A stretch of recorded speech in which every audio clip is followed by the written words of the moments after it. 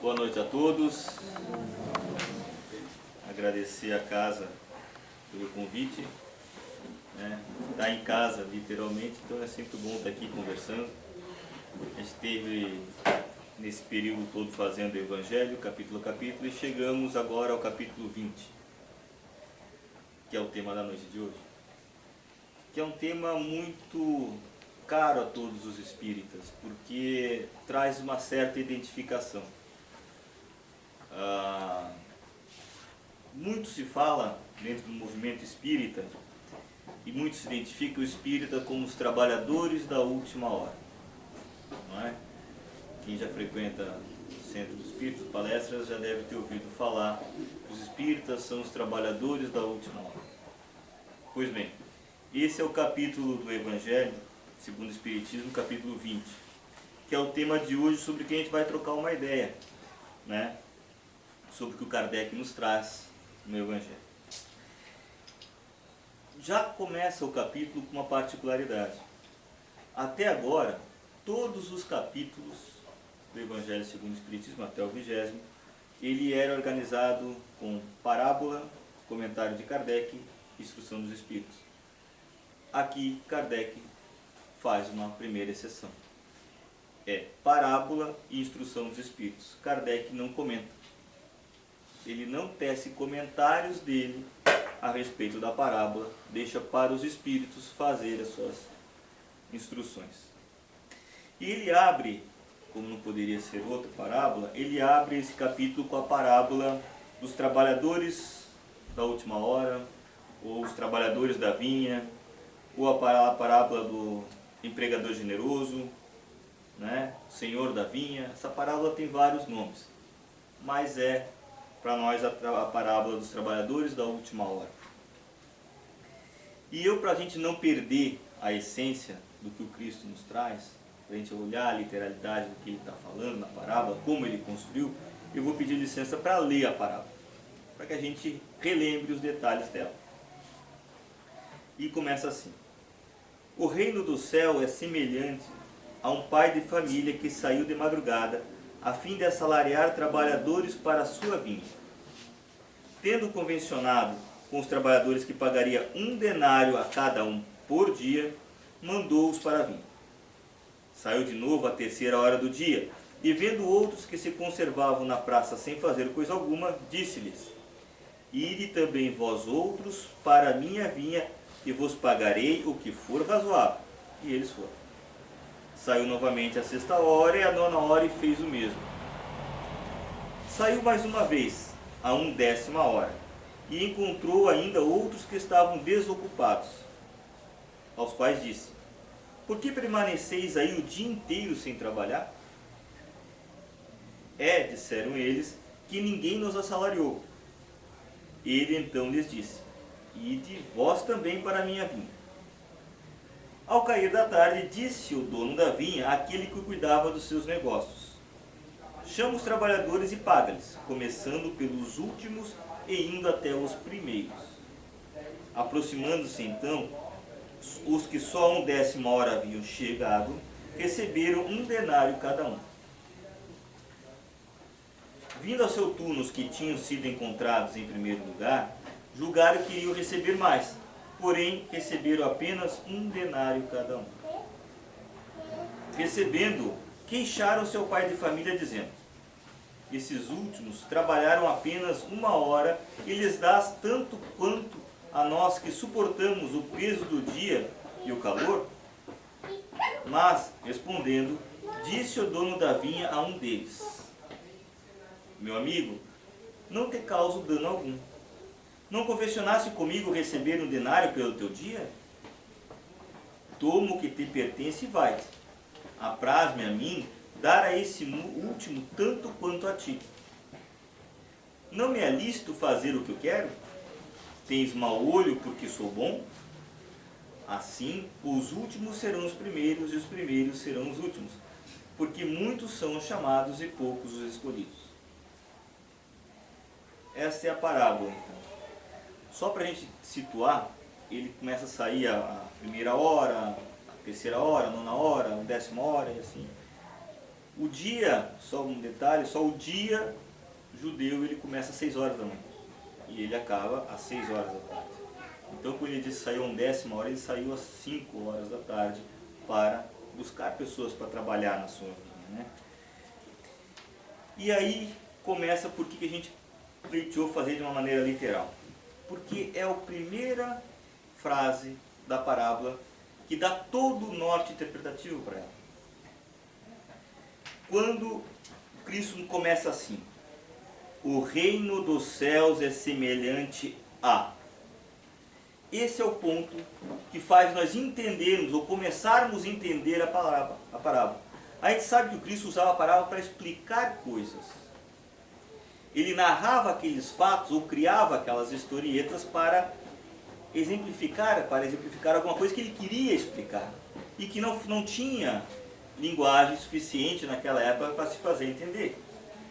Ou para perpetuar essa ideia e depois nós entendermos com o tempo, com a ideia que nós fomos buscando, né, com o tempo, com a nossa evolução. Então ele começa dizendo: o reino dos céus se assemelha a... Ele não está falando do mundo terreno.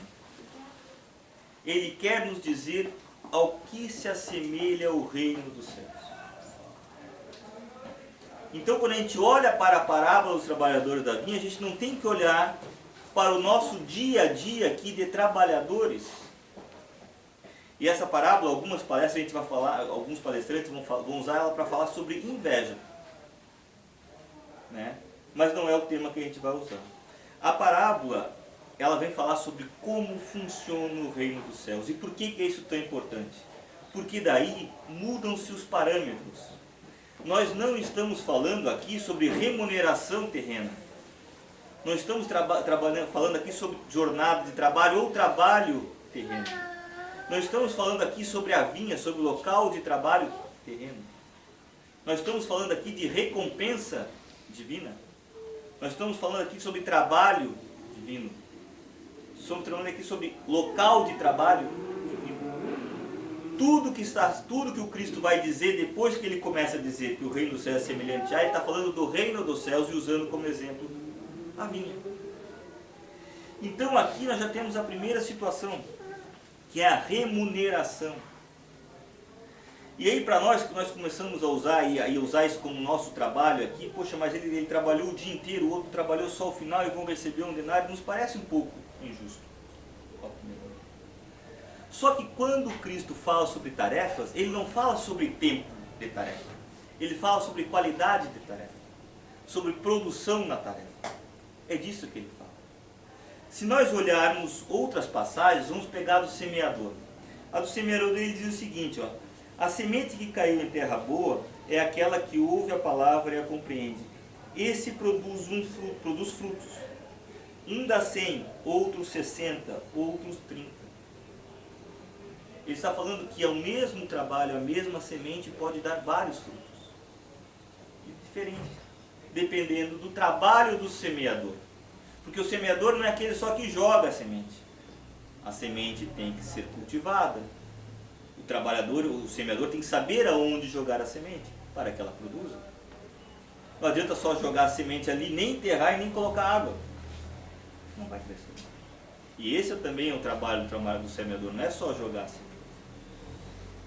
Assim, outra parte do Evangelho que ele vai nos dar parâmetros sobre o trabalho, sobre as nossas atividades, é no óbolo da viúva. No óbolo da viúva, ele tem no gasofilácio tem duas pessoas que ele chama a atenção. Um que doa bastante volume de valor. E a viúva que doa quase nada.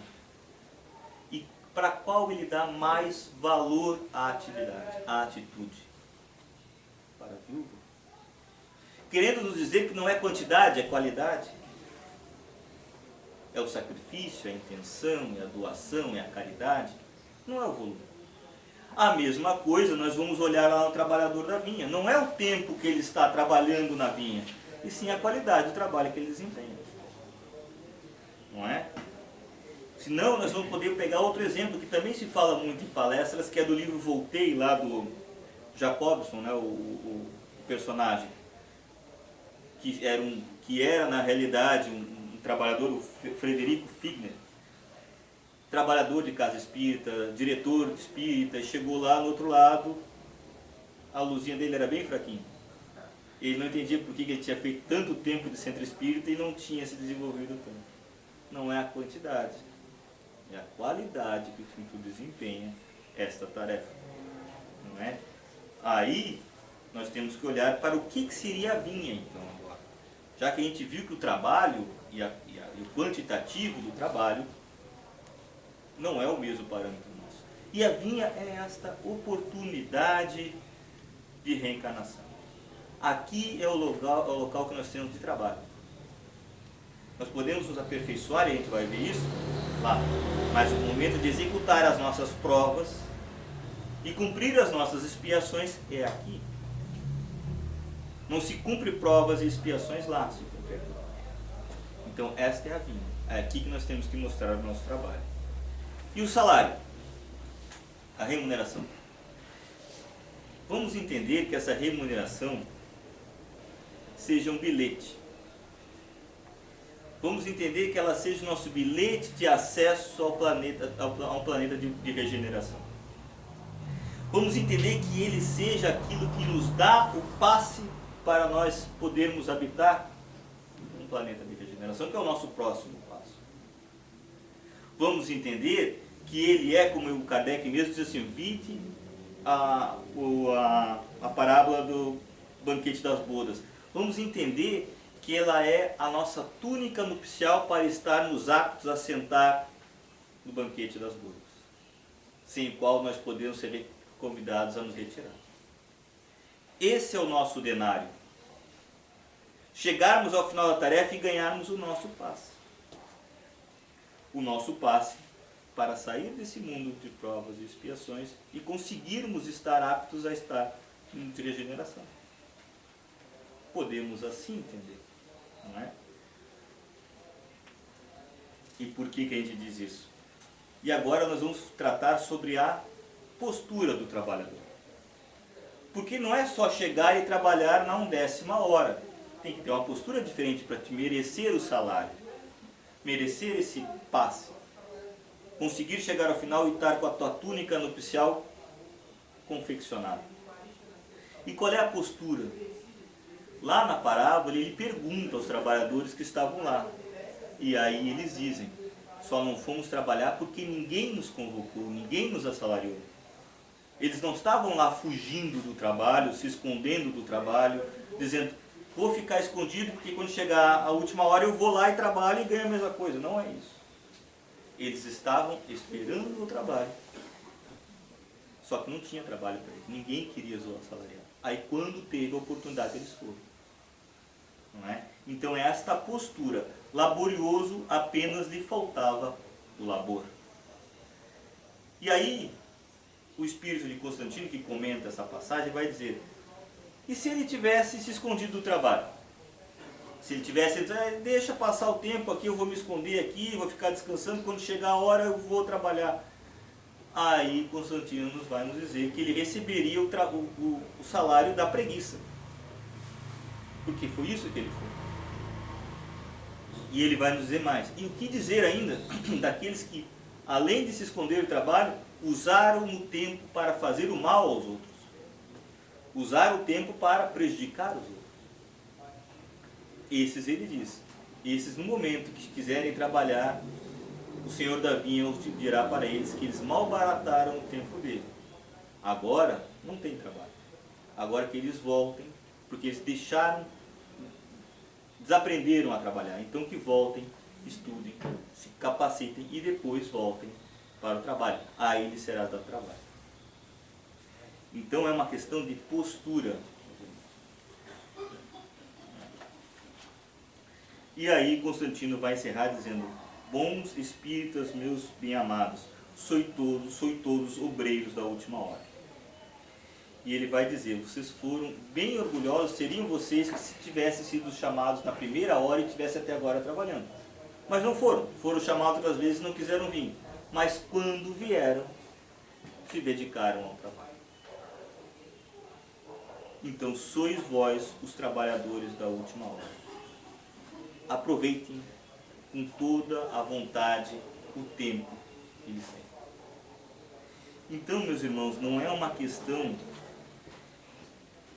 de tempo. Não é trabalhador da última hora. O espírita não tem que se entender trabalhador da última hora com aquela regra simples. Bom, o espiritismo é a terceira revelação. Só chegou até nós em 1854, 59. Então, por isso, por nós sermos a última revelação e estarmos no conhecimento agora, então nós estamos chegando próximo ao planeta de regeneração. Como somos os últimos a chegar, somos trabalhadores de última hora. Não é disso que nós estamos falando. Não é por esse motivo. É pelo motivo de que nós estávamos nos preparando. E quando veio a oportunidade, nós estávamos dispostos ao trabalho. Isto que faz do espírita ou de qualquer outro um trabalhador da última hora. Não é aquele que chegou no trabalho por último. É aquele que estava preparado, se preparando e só teve oportunidade no último momento. E aí ele aproveitou. Esta é a diferença. Não é só porque nós acreditamos e professamos uma doutrina que está chegando agora para nós. Não é isso. É o motivo da postura. E aí eu faço uma analogia para algo que é bem do nosso cotidiano. E para nós entendermos a justiça divina e a importância de cada um. Vamos fazer uma analogia a um time de futebol que está disputando a Copa da Regeneração. Um time de futebol tem 11 jogando lá, né? Mas tem os reservas também. E tem o reserva do reserva. Quando eu falo, se eu lembro lá do terceiro goleiro. O cara treina, mas para entrar é uma dificuldade. Mas é assim. O time é todo este. E começa o campeonato. Só que os reservas treinam junto com os titulares, porque não são os melhores, mas tem que se preparar para ocupar a posição. Os melhores já estão jogando. E ficam treinando junto. Mas treinam todo dia. Mas não jogam. E só ficam se preparando. Aquece, chama, não joga. Aí não entra. Mas está ali, não faz parte do grupo. E o grupo vai avançando. Aí a primeira revelação, a segunda revelação e nós vamos indo. E o campeonato nós estamos jogando. Só que assim, ó, chegou lá no final, faltando 5 minutos da partida final, chama o reserva. Aquele trabalhador da última hora que se preparou o tempo todo, ele entra faltando 5 minutos e gol do título. Conseguimos a vitória e o título graças a um gol de um cara que nunca jogou. Entrou lá faltando 5, 10 minutos. Ele estava preparado para isso. Ele fez o gol mais importante daquela partida. Mas o trabalho de todos os outros contribuiu para isso. Ele só fez o gol do campeonato porque todos os outros fizeram gols antes. O time só chegou até ali porque todos os outros trabalharam antes. Nós só chegamos agora a estar à beira de ser um planeta de regeneração porque todos os outros que nos antecederam fizeram que o planeta evoluísse para lá. Mas aquele ali fez o gol do título. E agora? Né? Não desmerece o trabalho dos outros. Os outros construíram essa condição. E aí chega aquela cena de final de Olimpíada, ou final de campeonato. Aí perfila o time para receber a medalha. Agora nós vamos receber o nosso passinho ali para... Aquele que fez o gol do título recebe uma medalha só. Aquele que trabalhou ajudando os outros a se preparar ali, sendo reserva, recebe uma medalha também. Aquele titular que fez 10 gols, não vai chegar, pô, mas eu fiz 10 gols, estou jogando desde todas as partidas. Não, tu vai receber uma medalha. O técnico recebe uma também. Ninguém vai receber mais porque jogou mais ou porque fez mais gols. Vai receber uma medalha. É o nosso passeio. Essa é a analogia que a gente faz pela lógica. Né? Todos nós trabalhamos juntos para quê? Para que esse mundo evolua. E quando conseguirmos fazer isso nos modificando, porque esse é o grande trabalho. O grande trabalho é fazer nós mesmos. Aí sim nós vamos receber todos a habilitação para estar num mundo melhor. Mas é uma habilitação só também. Pelo trabalho de todos. Todo mundo faz a sua parte. E aí vem aquela questão da postura. Né?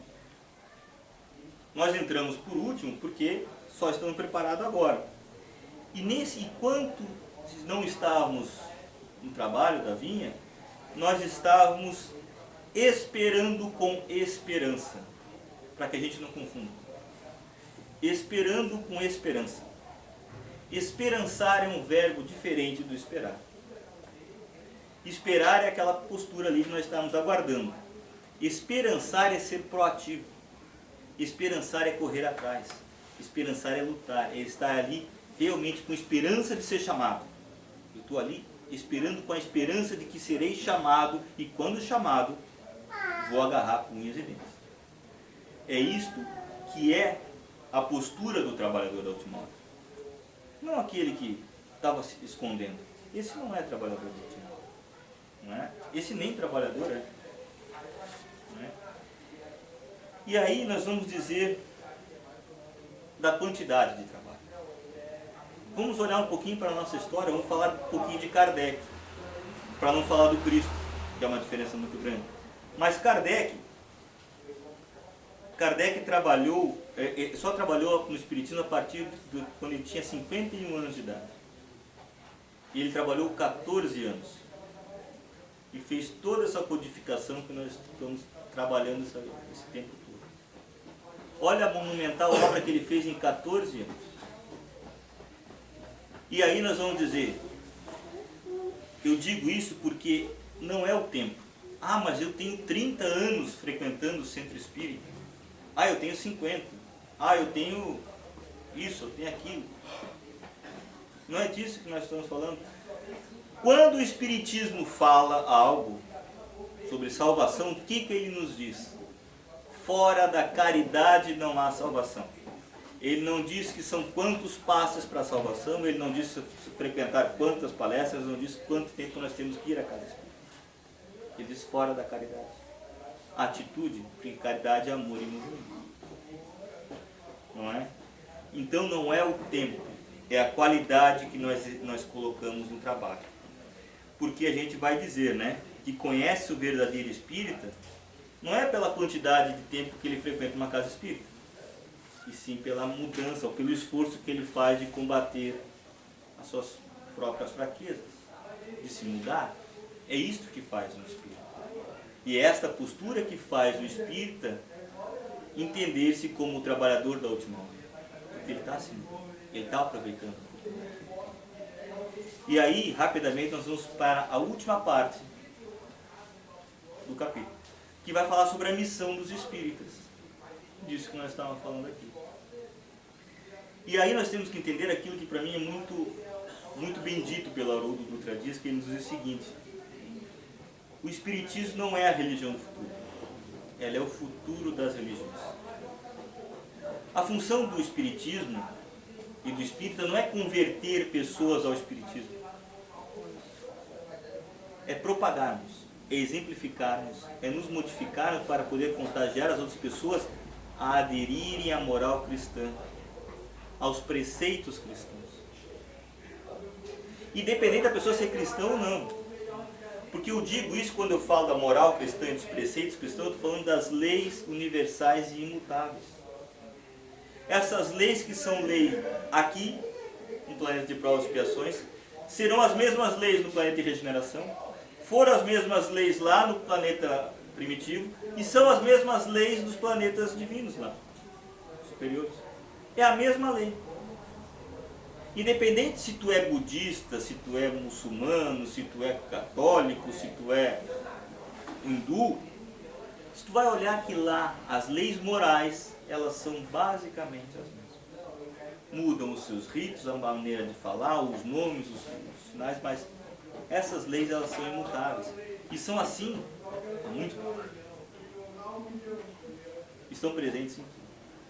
A lei de amor, a lei da caridade e por aí. Então a função do espírita é entrar naquilo que outros dizem também como a era de Paulo. A função do espírita é se modificar.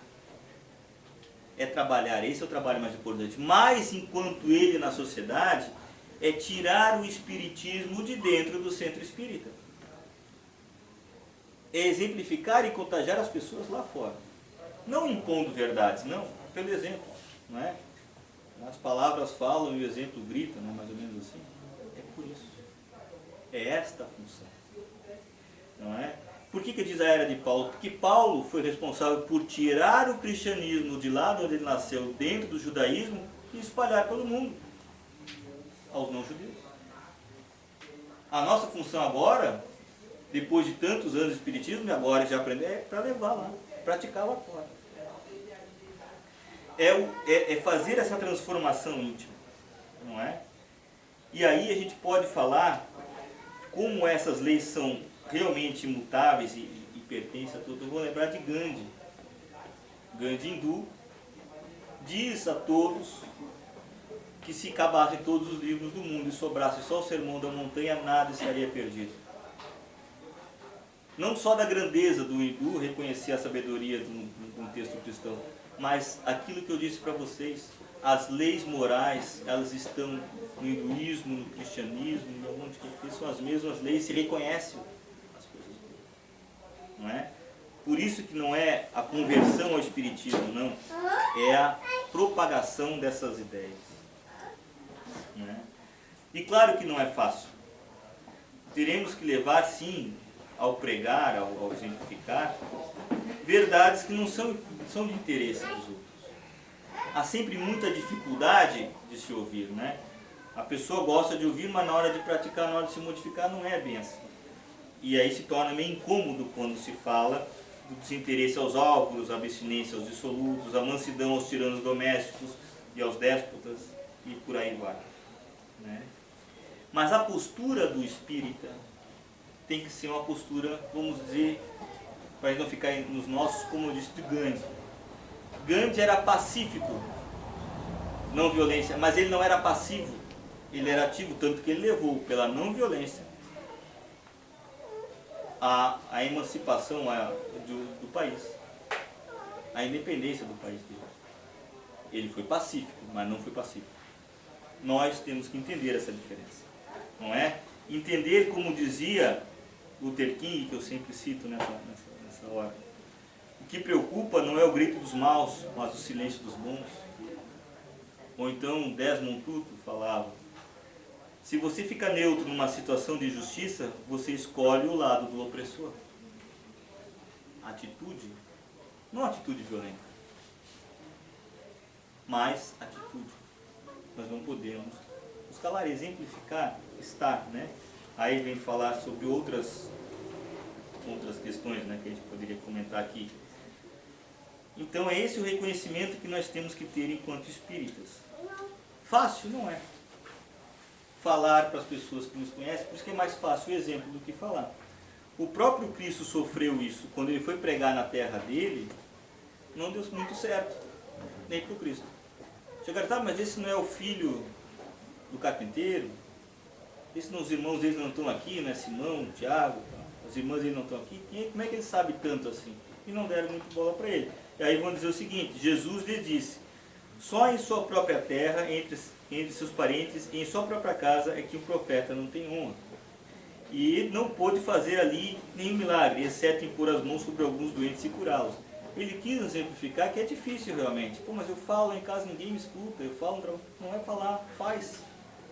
Toma uma atitude e aí exemplifica, e aí nós contagiamos os outros, não é? E aí, mas o que ele fez mesmo diante da dificuldade? Logo depois dessa passagem, é que ele pega os discípulos, separa de 2 em 2 e manda eles pregarem. Eles separam para fazer a pregação. Então, meus irmãos, para encerrar, eu tinha pedido para o Fábio cantar a música, mas antes, né, para nós começarmos a palestra. E para encerrar, vou encerrar com essa passagem de São Francisco, que é um dos espíritos que muito trabalhou na codificação, mas ele nos dá, além da beleza da música, da oração, mas ele nos dá a instrução de como agirmos em sociedade. É assim que um cristão, que um espírita deve agir em sociedade. Vamos lembrar então, vamos ler aqui. Senhor, fazei-me instrumento de vossa paz. Onde houver ódio, que eu leve o amor. Onde houver ofensa, que eu leve o perdão. Onde houver discórdia, que eu leve à união. E onde houver dúvida, que eu leve à fé. Não a minha verdade, a fé. Onde houver erro, que eu leve à verdade. Não é a reprimenda, é a verdade, carinho. Onde houver desespero, que eu leve a esperança. Onde houver tristeza, que eu leve a alegria. E onde houver trevas, que eu leve a luz. Mestre, fazei que eu procure mais, consolar que ser consolado, compreender que ser compreendido, e amar que ser amado. Pois é dando que se recebe, e é perdoando que se é perdoado, e é morrendo que se vive para a vida eterna. É isto. Esta é a postura que nos espera, que nós espíritas temos que ter. A missão nossa é conseguir agir um pouco assim. E a postura que nos faz sermos os trabalhadores da última hora é a postura não dos que já chegaram por último, mas dos que chegaram por último com a postura de querer trabalhar, arregaçar o trabalho. E o maior trabalho, o trabalho mais importante, meus irmãos, é o trabalho interno. É a nossa reforma. É assim que se reconhece o espírita. É óbvio que o trabalho na casa espírita, o trabalho, né, na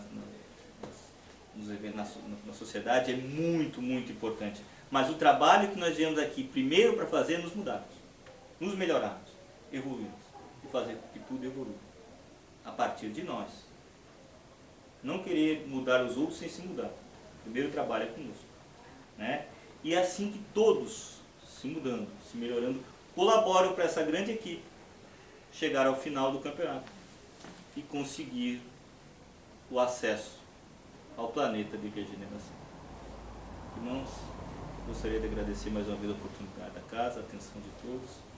Muito obrigado mais uma vez. Fiquem com Deus.